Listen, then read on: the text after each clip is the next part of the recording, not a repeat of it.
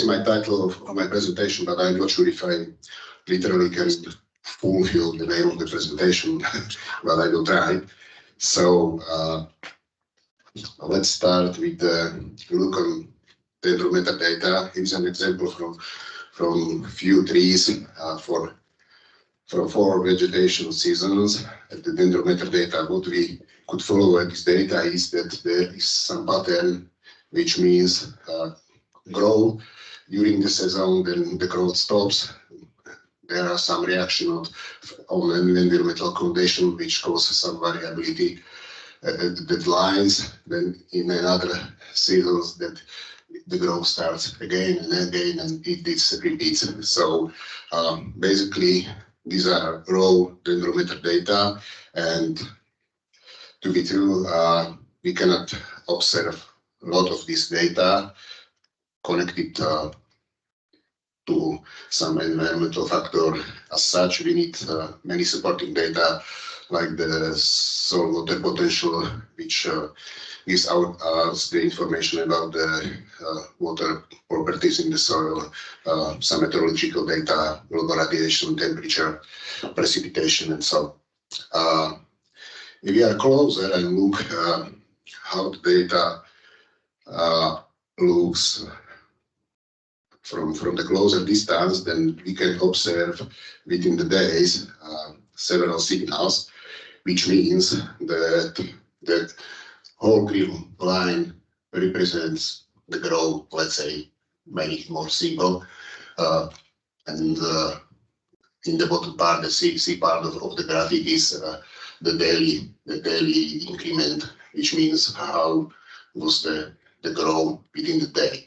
But then we have these coloring circles, which are representing the red one is shrinkage, and the blue one is swelling. What it means, during the good radiation date, usually the tree transpirates, and the water SapFlow during the stem is not so quick. Also, if there is a big transpiration demand in the crown, in the leaves or in the needles, usually the tree use the water storage from the tree trunk to transfer it to all the assimilation processes to keep it running, and it causes this shrinkage, these red ones, on the dendrometer data. After that, if during the second half of the day the transpiration demand is not so big, and if there is a sufficient water in the soil, the tree starts to take water from the soil by roots and moving into the subwood, which means the tree is swelling again. So that's some theory.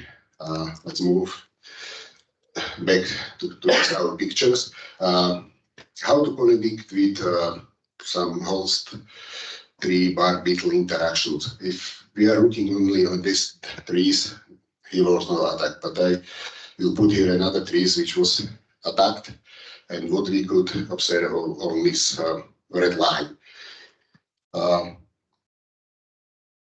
Till this moment, the trees behave quite normal as the other ones, but from that moment, the daily reaction within this shrinkage and slowing of the tree trunk stops, which could also indicate that, okay, already at this moment the tree was attacked, and we can see it on the dendrometers. But probably this is not, if you have such long row of dendrometer data, it would help to go back and look at the monitoring data of the dendrometer and decide, okay, probably this was the point where the attack of the bark beetles was already present. But it's not so easy, because we had also one plot in Koli National Park, in which we had different types of trees. You cannot see because more action is there, but the green line is there are healthy unattacked trees, red lines are attacked trees, dashed red line are broken trees, which means the tree was broken in the height, let's say 5 or 6 meters. And the blue dashed line is uprooted trees, which means there was some extent of connection of the roots to the soil and to the water available in the soil. And if we are looking to this data more closely, then we will see that at the end of June, the trees before this, there were no big differences in the maximum daily shrinkage calculated, which was possible caused by, let's say, not very nice weather, and the trees still can use the water which they have. But after that, a period of better weather occurs, which means higher temperature and good radiation days, let's say sunshine days, and you can see that the maximum shrinkage, daily shrinkage, was higher at uprooted trees and non-attacked trees. That means that these trees had higher demand for transpiration. You can imagine that if there is one uprooted trees lying on the sun, it's quite hot, and still the tree doesn't really know that, okay, I'm uprooted. The tree tries somehow manages all the processes which are necessary to keep it in some temperature range in the ground. So they were taking the water and using it for cooling, which causes these changes in maximum daily shrinkage. This B part of the graphic is the increment. You can see that, okay, only the green trees which are not attacked were relatively grow. Some of the growth was also offset by attacked trees and uprooted trees still. And this last one is also quite important because this delta V is something like, let's call it simplified tree water status, which means it is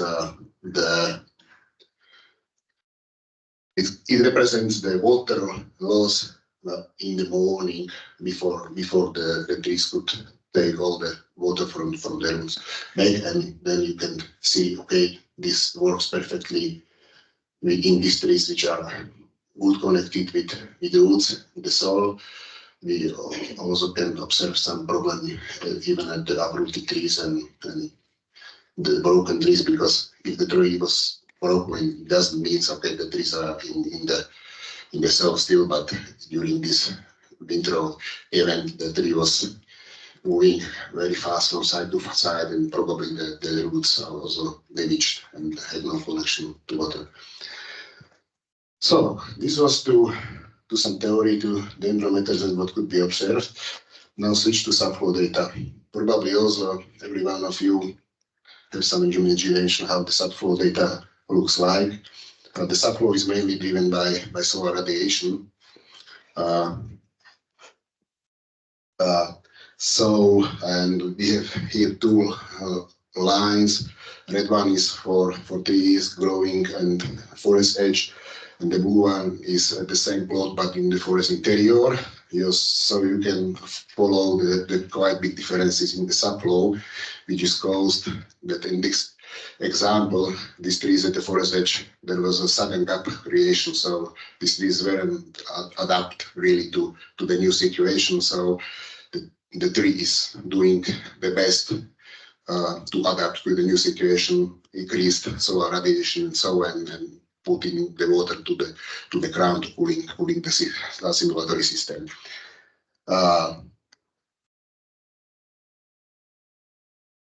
It's the same picture as Rastio showed, but he didn't explain it. The SapFlow is influenced in different scales or levels by different factors, which means that at landscape level, we have elevation gradient, we have temperature and water pressure gradient, and everything of this. We have mountainous terrain, we have the incidence gradient, and so this all influence the trees and the landscape level. And if you go to the standard level, you can follow, okay, if we even have the same number of trees but they are another organized, it means density is very important for that particular trees. If there are neighboring trees close in the vicinity, because they can cause some shadow and not so large part of ground is under the direct sun, and then the subflow demand is not so big. And if you are going to the tree level, then there are some special traits possibly, and also at this individual level. This density, we make one study also from Postowets with Rastrospi student. It clearly shows that the density influences the subflow because we choose very good irradiation and high temperature days, and demonstrate that there is quite good, there is a quite good relation between the density of the trees and the subflow amount. So if the higher density of trees is, the subflow is lower, which is logical, but you still need some data to prove it. And even if we divided it to the different sectors from in the template seaside, so it's quite nice to know it. Getting back to this question of southern gate creation or slow defoliation after some attack of trees, because this really has big importance, not only to the subflow, which means, okay, the trees which are at the round of the gap or newly created forest edge, they have much bigger transpiration demand, but also influence, or it is connection, not that directly influence, it is in connection with some monoterpene concentration, which is realized from the trees, because the sun is incoming also on the stems which are growing at the forest edge, and the temperature is increasing. And as you know, the monoterpenes, which are the factors, the beetles are searching for the suitable host. They have a quite low boiling point, so they are evaporated even in high level. Now, how to connect it? It's the same situation. The red lines up, there are the subflow data down.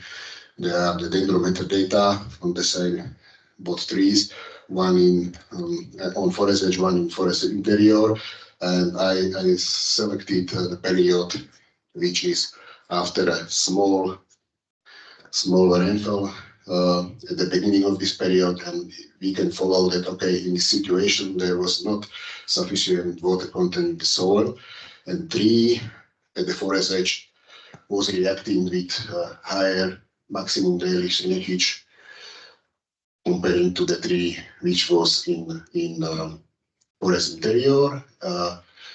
You can follow it also on the subflow. It's clearly connected with the amount of subflow. This picture only shows that, okay,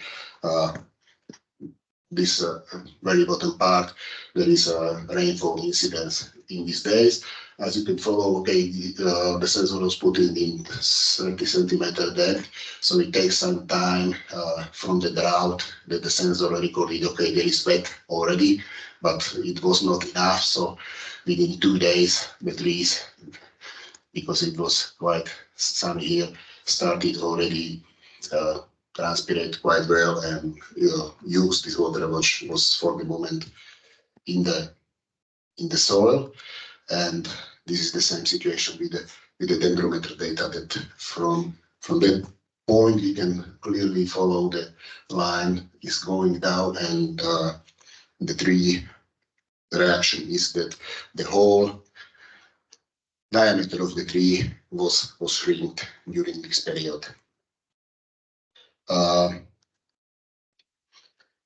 More clear view on the data from SapFlow and Dendrometer, and I put in the lines here only to demonstrate that okay, it is happening within one day, but there is some certain time shift between the signals which we could record from SapFlow data and from Dendrometer data.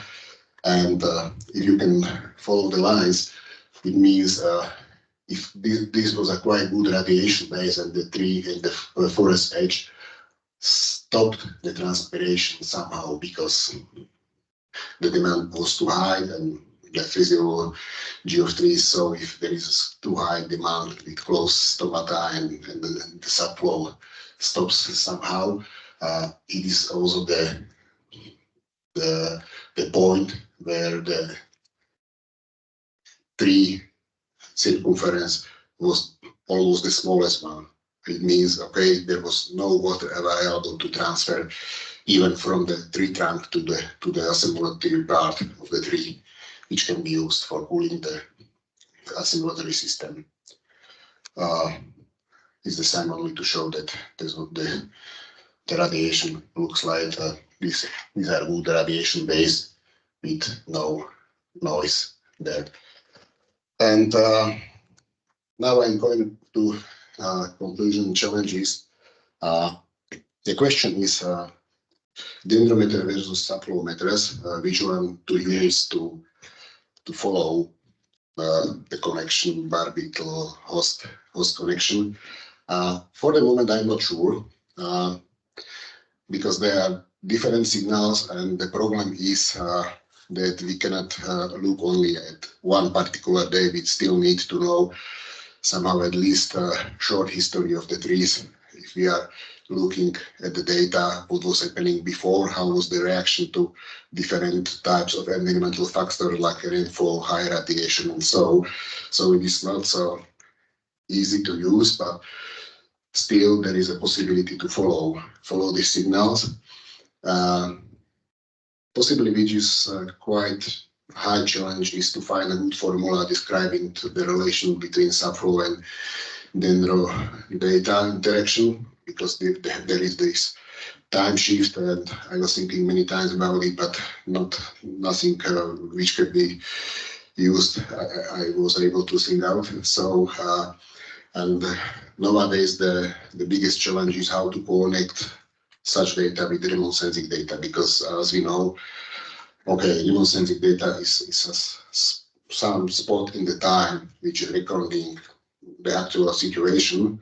But if at that same time, if I'm going back, if you look at the Dendrometer or SapFlow data, it tells us nothing, probably, because we cannot compare to day before, day after, if the result, the number of the SapFlow, actual SapFlow or actual value on the Dendrometer, what it tells us. So